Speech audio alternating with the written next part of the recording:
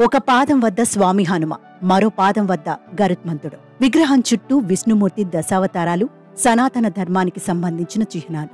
అయోధ్య రామ మందిరంలో ప్రతిష్ఠించిన బాలరాముడి విగ్రహంలో ఇవన్నీ కొలువుతీరా. ఇప్పటి వరకు రూపొందిన రాముడి విగ్రహాల్లో ఇదే అత్యంత విపులంగా ఉన్న విగ్రహమని పండితులు భావిస్తున్నారు.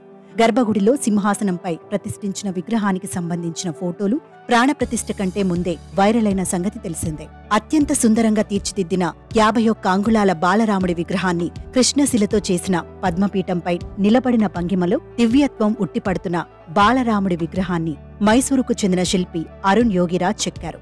విగ్రహానికి ఇరువైపులా శ్రీహరి దశావతారాలు చెక్కినట్లు కనపడుతోంది. నరసింహ, కృష్ణ, పరశురామ, కల్కి తదితర అవతారాల వర్ణనలు విగ్రహంపై ఉన్నాయి.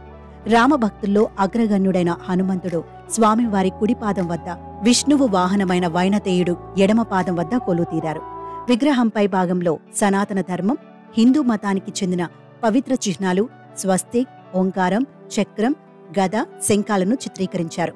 అలాగే సూర్యవంశీయుడైన రామయ్య తల చుట్టూ దేదీప్యమానంగా వెలుగుతున్న సూర్య భగవానుణ్ణి ఏర్పాటు చేశారు. ఈ చిహ్నాలన్నీ రాముడు, విష్ణుమూర్తితో దగ్గరి సంబంధాన్ని కలిగి ఉన్నవి.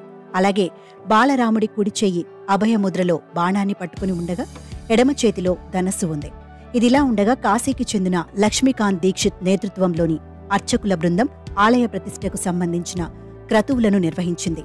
మోదీ ఈ కార్యక్రమంలో పాల్గొని స్వామివారికి మొదటి హారతి ఇచ్చారు. అనంతరం ప్రముఖులు బాలరాముణ్ణి దర్శించుకున్నారు.